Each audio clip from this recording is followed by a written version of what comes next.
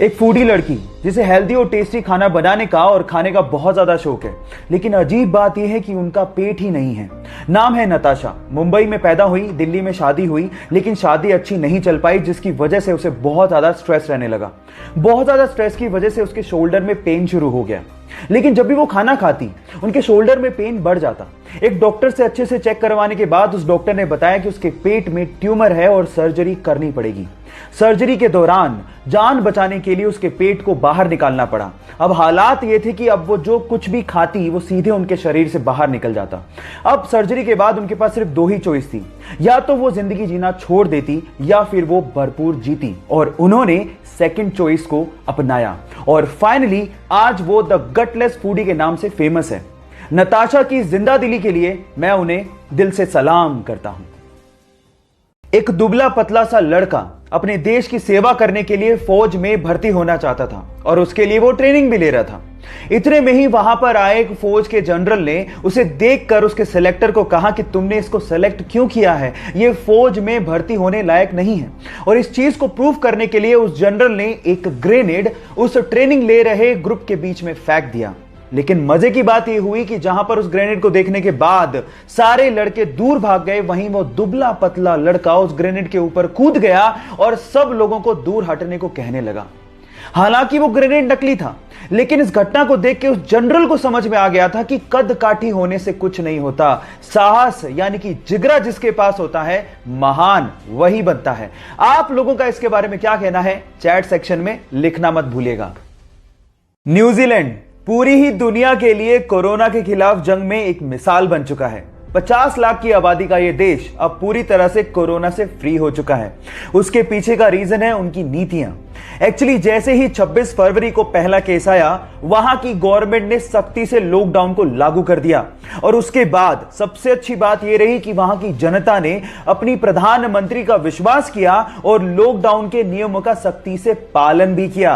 और नतीजा यह निकला कि पिछले 18 दिनों से वहां पर कोरोना का एक भी केस पॉजिटिव नहीं निकला है। Today there are no active cases in New Zealand. यहां न्यूजीलैंड से सीखने लायक बात यह है कि अगर हमें कोरोना के खिलाफ जंग को जीतना है तो जनता और गवर्नमेंट दोनों को साथ मिलकर काम करना पड़ेगा। इस मैसेज को शेयर करिए ताकि लोगों में जागरूकता फैले और हम भी कोरोना फ्री नेशन का सपना साकार होता देख सकें। आईपीएल पहली बार उस समय चर्चा में आ गया था जब हरभजन सिंह ने एक मैच के दौरान श्रीशांत को थप्पड़ जड़ दिया था।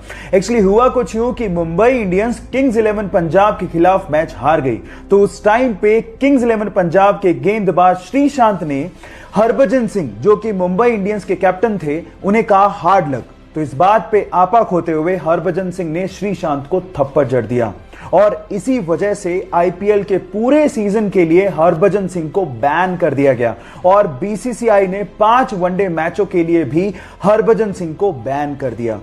गाइस, हर खेल के बाद हार और जीत तो चलती रहती है, लेकिन हार के बाद आपा खोना अच्छी बात नहीं है। आपको इसके बारे में क्या लगता है, चैट सेक्शन में लिखना मत भूलिएगा।